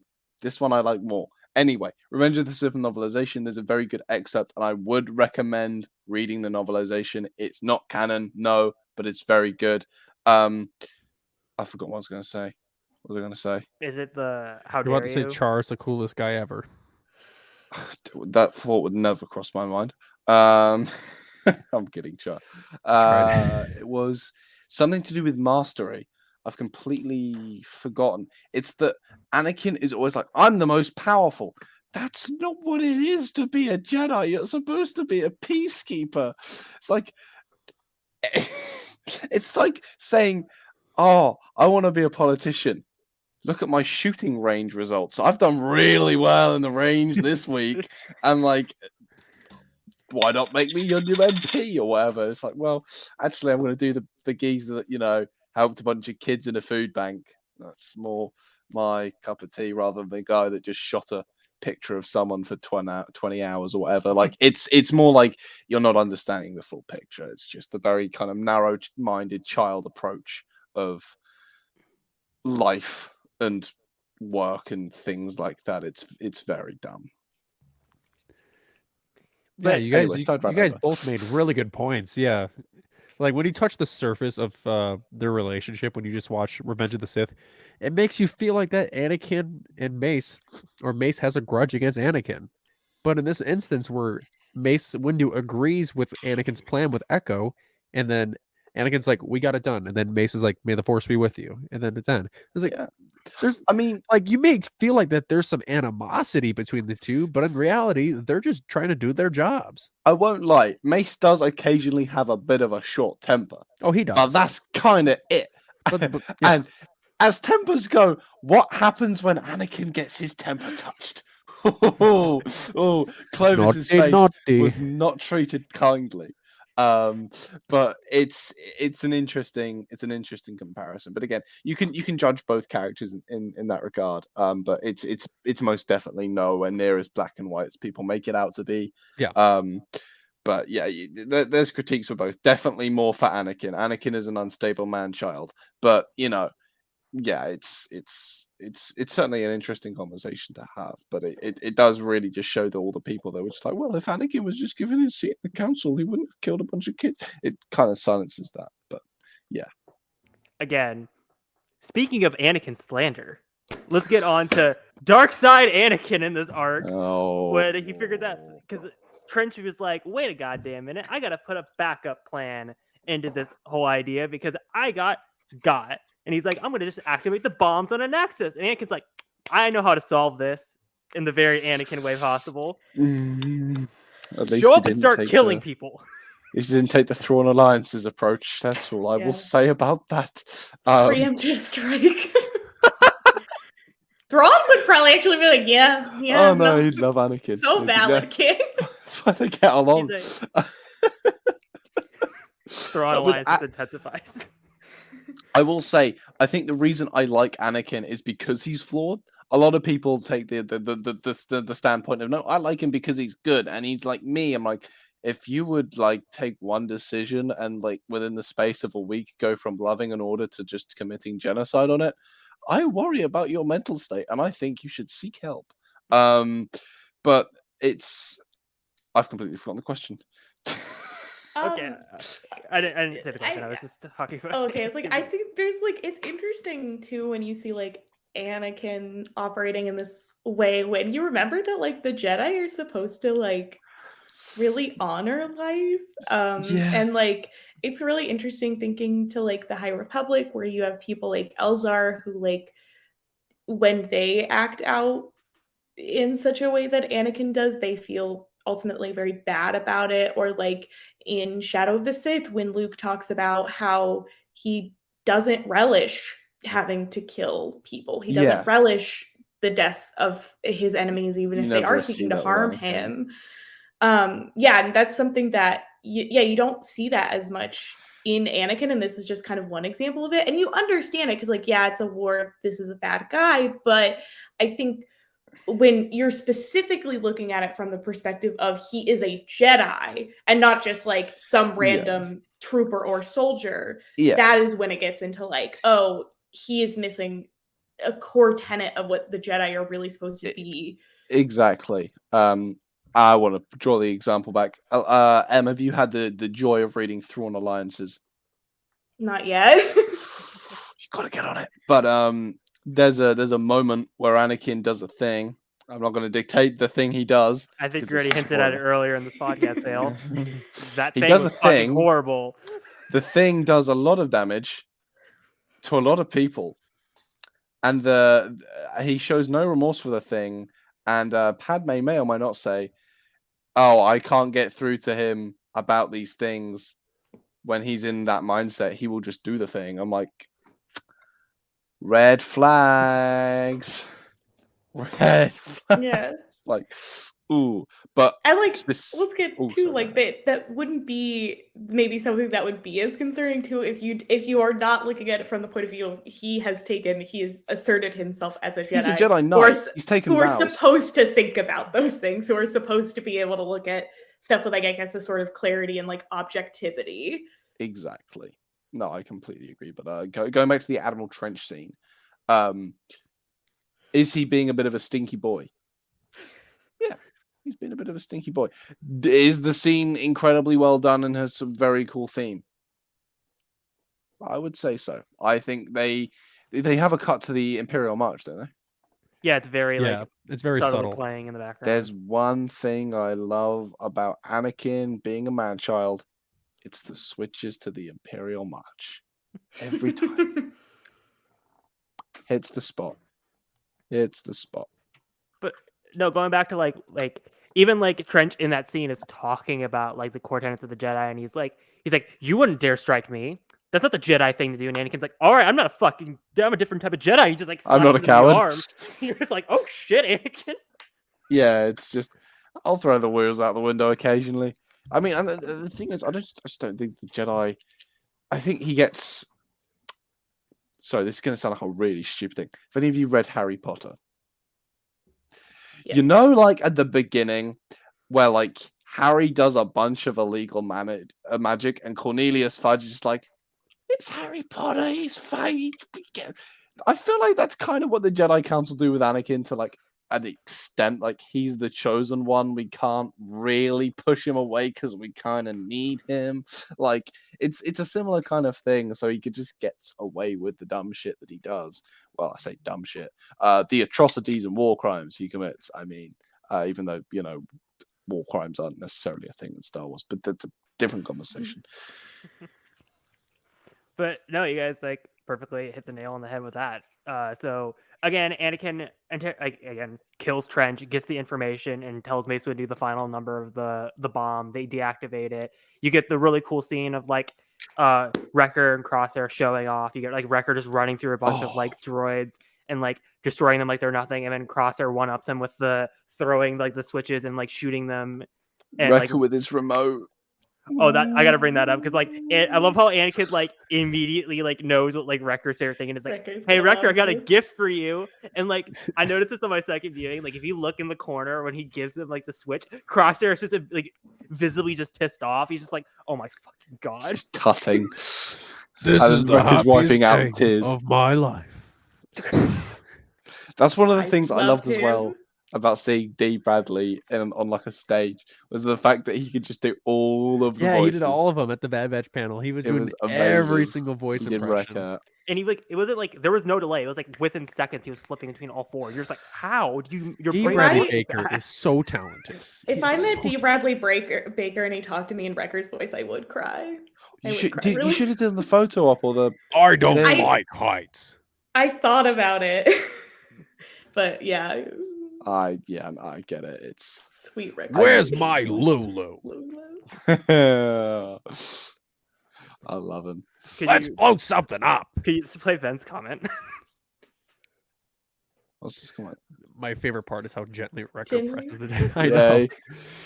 This is the happiest day of my life. I love And then you see the whole entire Separatist fleet explode. Bosh. Damn. Love to see it. Again, it's an amazing moment. And then finally they arrive back at the base, and you get this scene of like Obi-Wan being like, or not Obi-Wan, Anakin being like, "Oh, you guys, you're get your awards and your acclimates," and the Bad Batch being like, "Fuck that shit, we don't do that." And then you finally see like Rex walking back, thinking Echo's gonna follow him, and then Rex is like, "You know what? If you're gonna feel like you're more welcome with the Bad Batch, I would accept that decision." And he finally gets this like very wholesome like moment of like them finally like Echo finally being accepted into the Bad Batch as the saluting. And again, and this is a theme like we've seen throughout this entire 4 episodes with the themes of Reg. So I was gonna save it till the very end just to like touch on this because I think it ties back into the moral of like the trust placed is the trust earned. So during the entire duration of this arc, we see the Bad Batch stereotyped as regs and like how they're beneath them. With Echo's decision to finally join the Bad Batch, how does this complete his character growth for Clone Force 99? I mean, I've always kind of assumed that part of the reason they don't like regs is because, as we see in the Bad Batch episode, the regs don't like them. Like, I think there's a reason why oftentimes, specifically, you see Wrecker because he is the strongest, he is the most able to like physically defend them, especially someone like Tech or Crosshair. That like clearly they're a little defensive when people are trying to pick on them, and Wrecker clearly is used to jumping in and defending them. Especially in like episode 1 of the Bad Batch, you see in like the Kamino and like what's it called? Canteen, I guess. The corridor? Yeah. Or no, the cafeteria. Yeah, well, they're all in there yeah. and they're just flipping things, yeah. Yeah, like, so I think I think too, but then you see like they do have like respect for specific ones, like they really do seem to like Cody for the most part. They trust him, they come to really trust Rex. And then, yeah, I think accepting Echo into it, but like I think to like part of accepting Echo is because Echo no longer fits into the regs.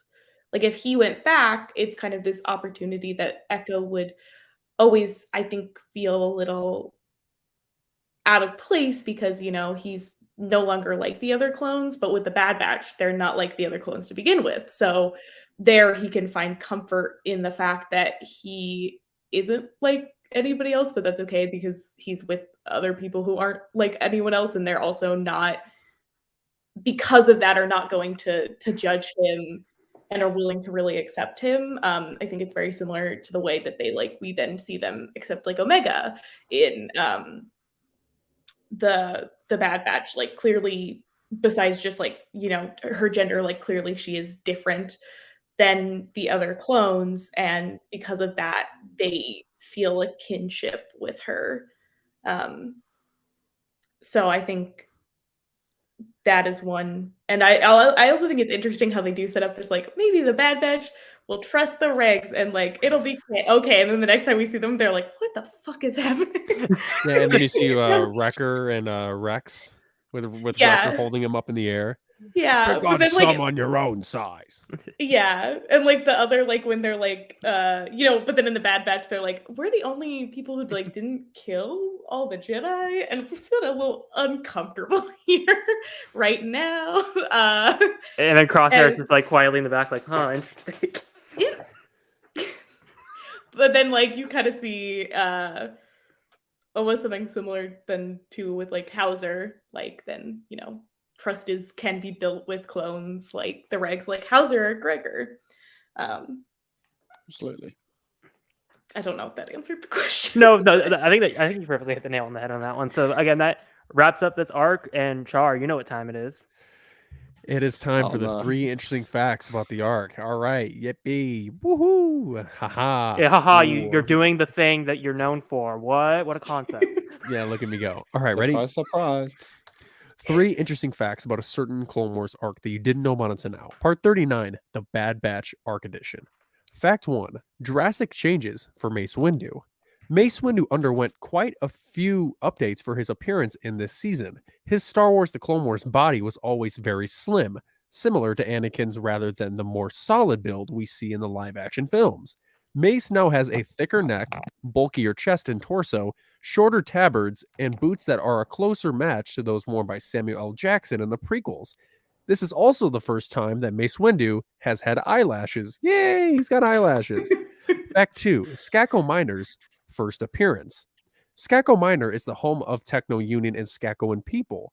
This is its first appearance in animation, but it first appeared before in the 2016 Marvel comic Dr. Aphra number 15. Fact 3, a realistic demise. Upon his death, Admiral Trench lies on his back with his legs curled in, mimicking the death of a real-world spider. And there you have it. Those are the 3 interesting facts about the Bad Batch arc. I have a 4th interesting fact that you didn't mention. Oh, shoot. The base at the beginning of the first episode is the same as the base that they salvaged from in Rebels in season 2. 2? Yes, It is. that's cool. an axis is Yeah. in Rebels, but it's also floating. So Yes, it's had some lovely bombings. Let's just say that. Lovely. Yes, it Eric- kind of just got like Sokovia'd, I guess. essentially, From Avengers So Ultron. true. And I already mentioned the Padme wearing her Mustafar outfit in Revenge Oh, of the yeah, Sith and that obviously. scene. And then I mentioned this to Char throughout this entire arc. If you pay attention to the background, there are a bunch of like recruiting posters. So it's like they have to like weirdly recruit the clones and the staying in the battle. Yes. No, I know that there's one like included in the Lego Bad Batch show. This is this like that's like the when we were talking about like the Vietnam War connections, like that being a whole thing, but also just like Echo's entire arc of like him basically being a like a prisoner of war who then is disabled and like doesn't really seem to have like, and then especially when like after the war ends does not have like the proper support from the government that put him in the war in the first place to like heal. And then like yeah, basically having to like recruit people to stay in the fight because like when the fight's been going on so long and you feel like nothing's actually happening, and you're starting to wonder, why did we even get into this in the first place? Maybe we were lied to about why we were led into this fight, and they're like trying to get you to stay in. Interesting. It's a very interesting connection. I need to study history more, is what I've learned from this episode of the Podwarns podcast. I think you do from a lot of conversations we've had, Bale. But it's time to rank the episode. Because I don't know about American history doesn't mean I don't know enough. All right. You don't even know history about your own country. Of course I don't. I'm not a nerd. Look behind me. There's nothing nerdy about this room. Shush, Hereth. Some of us were political science majors. All right, Em, you are new to the show. I'm not sure if you are familiar or have seen how the rankings work. So how we rank this arc is simple. So Youngling is bad, Padawan's okay, Jedi Knight is good, Jedi Master is great, and Grandmaster is chef's kiss.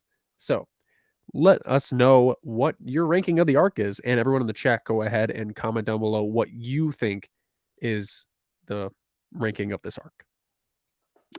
Bale, we'll go with you first. Okay, so this arc is very good. Sets up the boys. We love them. We could have had more Wrecker funny moments. We could have had... See, the thing is with this, it has a few standout moments, but like overall, it's not like a standout kind of thing. So I'm going to go with Jedi Knight on this one. It's good. It could be better. We could have had more Wrecker content. That would have easily gotten it to a Jedi Master. But I'll stick with the Jedi Knight, I think. I think that's a fair place to put it. Okay. Em? I'll put this at Jedi Master. I absolutely love the Bad Batch. I got attached to them. I think this arc does a really great job of getting you attached to them very quickly, of giving you a sense of their personalities and their dynamics, which I think leads really well into them having their own show. Like I said, I'm not particularly fond of like Anakin in this arc. But overall, my love of the Bad Batch, particularly Wrecker, just outweighs that. And I think that it's a great little setup and fun little intro arc to what originally is a really odd concept if you think about it. My sister explained this concept to me when I did not really know what the Clone Wars was. And she was like, well, basically there's these like 4 clones and they like mutated them to do stuff better. And I was like, that is so stupid. But it's actually very fun. And it's one of my favorite parts of Star Wars now. Yeah, I think the Bad Batch is one of the best things that happened to Star Wars. In fairness, because we knew when Jango Fett died, his genetic structure was starting to deteriorate. And it was bound to happen. And I'm so glad that they made him. So yeah, to be fair, my favorite Star Wars character is literally a Pantoran with an eye condition. So you know, it's a funky old world, Star Wars. Who are we to judge? But before I would have ranked this arc, like after watching season 7 for the first time week to week, I would have gave this Jedi Knight. But after rewatching this arc, I feel like this is one of the more underrated arcs in all of Clone Wars, so I'm gonna move it up to a Jedi Master. Okay, that's a fair point. It gets overlooked. I think it's the Martinez sisters arc is not one that I enjoy overly. Martez. Yeah, get the name right. Martinez. I don't know why I heard Martinez from. I apologize. Martez sisters arc. Don't enjoy it greatly. Didn't particularly enjoy it. It was all right. I feel like that usually overshadows the Bad Batch arc in my head. Like I usually just go last arc. Siege of Mandalore. Siege of Mandalore. That's the only thing in season 7, right? Just the Siege of Mandalore. It tends to just like overwrite everything else. But I completely agree with you on the fact that it definitely is underrated. Char, where would you rank this? I'm giving it a Jedi Master. I just love how well the Bad Batch was introduced in this arc. They gave us so much weight to their group, and we see them for about an hour, and we love them. And the way that Star Wars looked at our response to the group and decided, like, hey, let's make a TV show about these guys so we can continue Clone Wars after it's all said and done. I love the story of them. and I have- then we see Echo join when they're involved in this for the first time, and then the next time we see them, we see Omega join the group. So I feel like that their story just keeps on growing, and with the season 2 of Bad Batch coming here in the next 2 to 3 months, or the next 2 months, it's going to be crazy. And for us being able to see some of the Bad Batch for the Bad Batch panel, it just makes us more and more excited for what's to come with that group. And I just love that Echo and Rex's dynamic was just super powerful in this arc. So yeah, I give mine a Jedi Master. Solid ranking, mate. So yeah, and then in the chat we have Pat who says a Jedi Knight, and we also have Ven Skywalker that also says Jedi Knight. So Only way you can get to Jedi Grandmaster if Thrawn was in it. Is Thrawn going to be in it? Oh, No. Bale, are you gonna give Siege of Mandalore a Jedi Master just because Thrawn isn't in it? I'm tempted. I'm very tempted. Bale's gonna throw the entire ranking No, off for all. no, I might Clone even Wars give it just the because lowest of that. ranking possible, just because of no Thrawn and see how people react. I think Yeah, that might be the Bale's way gonna to do go. exactly what Chris did when he was on for the Ahsoka Oh my leading God, the Order he arc, just where he started completely destroying tipped the shit. scales. We were like, "Oh, Jedi Master, Grandmaster, Master," and then he says Padawan, and it shifts the entire ranking. I'm like, "Oh my God!" But yeah, I mean, hey, Bale, Thrawn No will be coming stinky soon. blue Don't boy, worry. no good luck from Grandmaster Bale. Thrawn will be back here. Okay, He'll be on the yeah, Pod sure. One Sit tight. podcast I'm kidding. in like just what is it, December? I don't fucking In know. Rebels Nah, is gonna go how longer about I than just Clone paint Wars. myself blue and be on the show? How about that, huh? There you go. That'll help. You know. Char, you paint yourself blue. I'll bring Threshy on one of the Andor watch-alongs, and Did we get our flashes together, or did you get yours before me? I think I was in joined that line like 3 times. I don't know. I've still got my 2 Thrashies in my cupboard. And I've also got my Grand Admiral Thrawn Funko, but that wasn't a celebration, unfortunately. Speaking But, of Grand yeah. Admiral, Bale, where can the people find you on the social medias? Oh, that was a very good tie-in. They can find me on TikTok as grandmasterbale or on Twitter as the hairy ankle of Star Wars TikTok.